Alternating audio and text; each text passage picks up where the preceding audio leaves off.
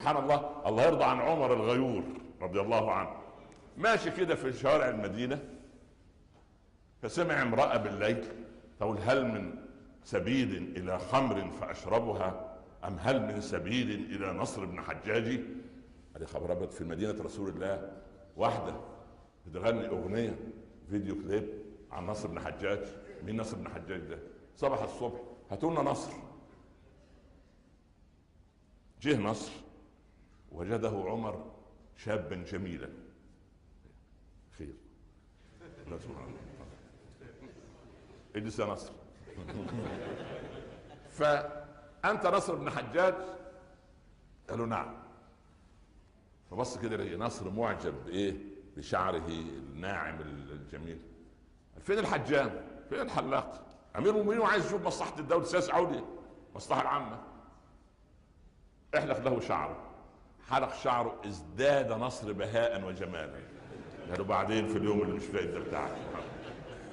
قال طبعا عمموه، حطوا له عمه يمكن يبقى شكله متعب كده، الشيخ عمر ولا حاجه. دخل عمموه فازداد بهاء ووقارا.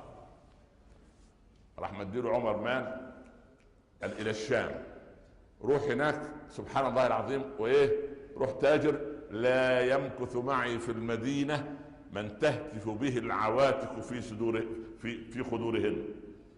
المهم اهل العراق ربنا يبارك فيهم، اهل الشعر والادب وبتاع، يبحث يقول اين نصر الذي طرده عمر؟ يا عم ما تسيب الراجل في حاله، لا اله الا هتبقى انت والمدينه والفي، يعني سبحان الله.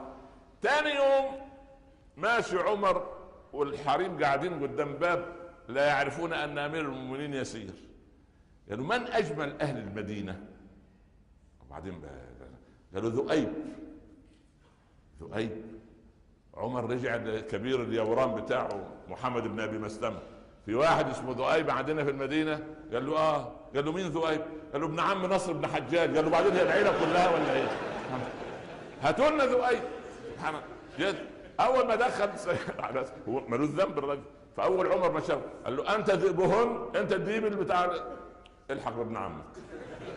طبعا المهرجين من المؤرخين يقول لك ده تدخل في الحريه الشخصيه وظلم مبين. والله في حاجه اسمها السياسه العامه للدوله، وان اصلح الامر العام بناء على ان مثلا الدوله عايزه تعمل الشارع ضروري جدا يصلح ل50,000 مواطن او 50,000 ساكن.